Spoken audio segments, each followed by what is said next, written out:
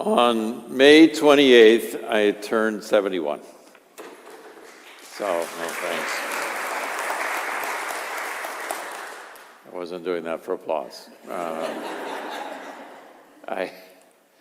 When I sit around with people my age, you know what we talk about?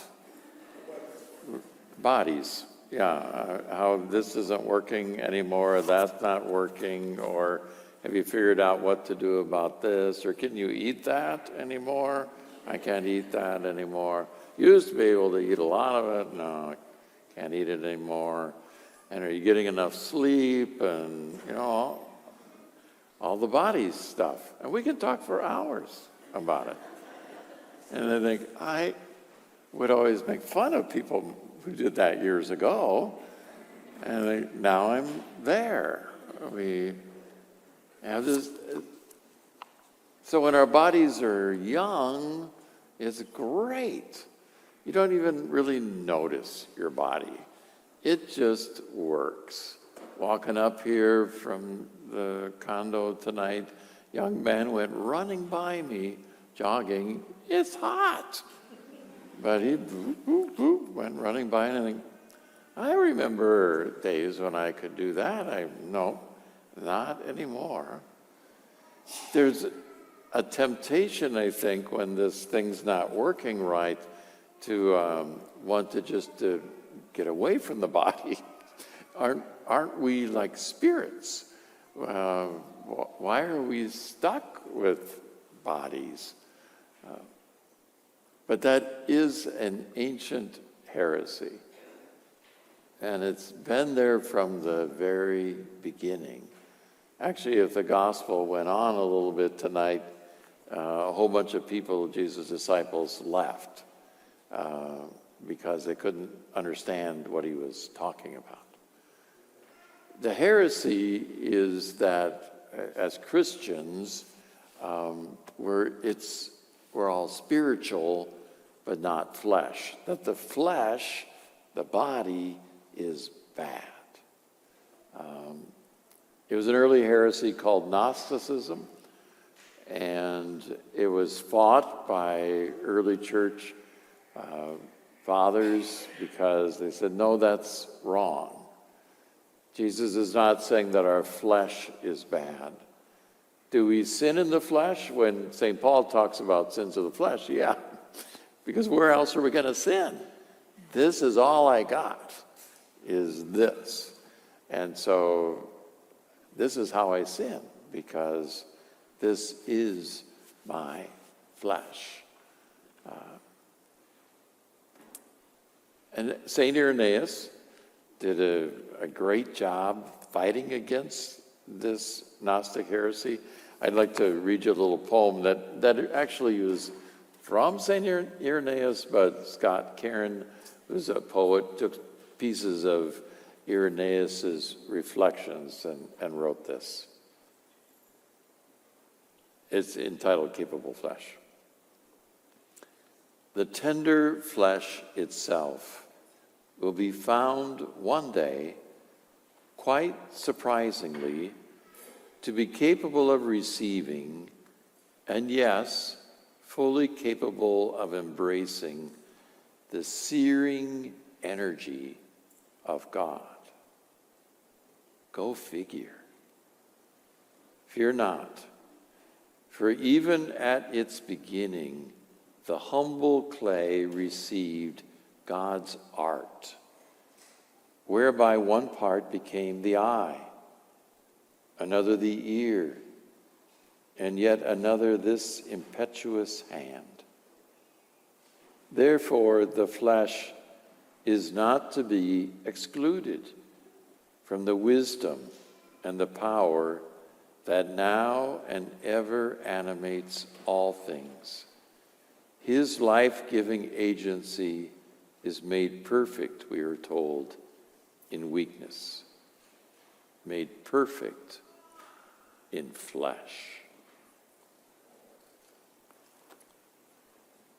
So,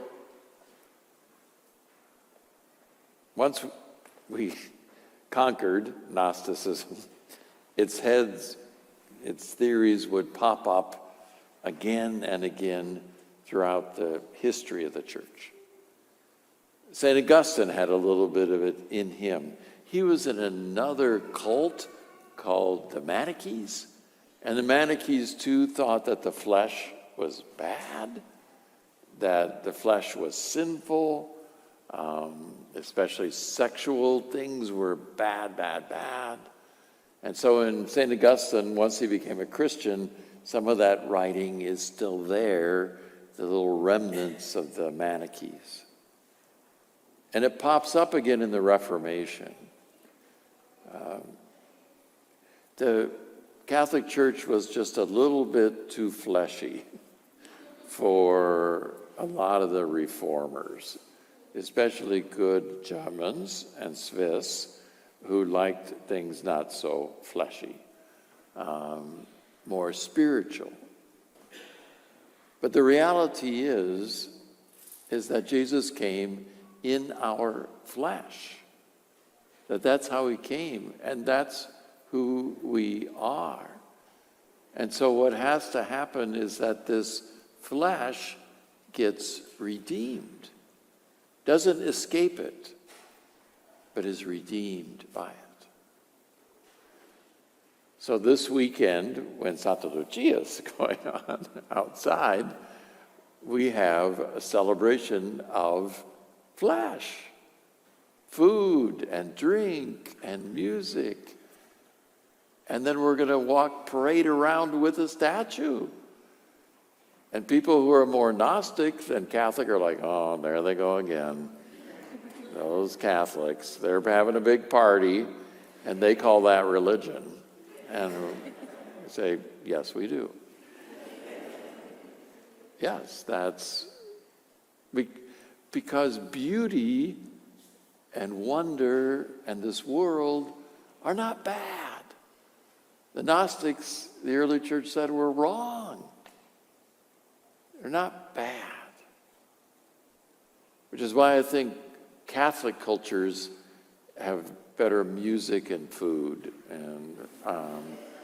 than Protestant cultures do. Because we enjoy this life. It's not to be avoided. It is to be redeemed. It is to be embraced. And so when it comes to Eucharist, Gnosticism is there as well. What we celebrate this weekend, the body and blood of Jesus. That Jesus really gave us his body and his blood to eat. And the Gnostics said, it's only a symbol. It's not really his body and his blood. But the terminology Jesus uses in tonight's gospel, it's very clear. He's talking about eating, not thinking about, he really meant you think about Jesus and that's his body and his blood. No, he uses very graphic words in the original to talk about, it's like gnawing on it. You have to chew hard on it. Because it's real. Because that's part of the redemption of this. I put Jesus' real body and real blood in me so that this is redeemed. For what happens tonight when you receive his body and his blood is you become Jesus. You become what you eat. And the world needs Jesus. Real people who appreciate real truth and real beauty and can embrace all that God gave us, even if it doesn't work well all the time, and even as it ages, and even as it dies. For what we say over and over again in the Creed is that you and I believe in the resurrection of the body. We're not little angels floating up there in heaven. This rises. Jesus' body rose. I'll be able to recognize you in heaven. You'll look like this. You'll see me. Hopefully. But we rise, our bodies rise. In Pope Leo's letter on artificial intelligence, he says a very wise thing that a lot of commentators have picked up on. Does the AI have consciousness? Does AI have a human spirit? And Pope Leo says it never can. And why can it be that? Because it doesn't have a body. It needs a body to be human. It's not human existing in a computer. Because human beings grow and love, experience pain and struggle, all in the flesh. It is that flesh that makes us who we are, how God created us to be. And it is that flesh that is redeemed. And it is Jesus' flesh that you were invited to eat tonight. And eating it, become it.